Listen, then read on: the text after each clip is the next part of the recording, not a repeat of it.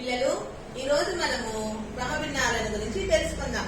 క్రమభిన్నాలను English లో proper fractions అని అంటారు.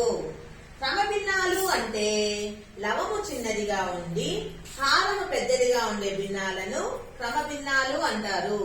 ఉదాహరణకు 3/5, 7/9, 25/56. ఇక్కడ హారాల కంటే లవాలు ఎలా ఉన్నాయి? ఇలాంటి భిన్నాలను ఏమంటారు? క్రమభిన్నాలను ఇంగ్లీష్ లో ఏమంటారు? Very good. ఇప్పుడు ఒక్కొక్కరు వచ్చి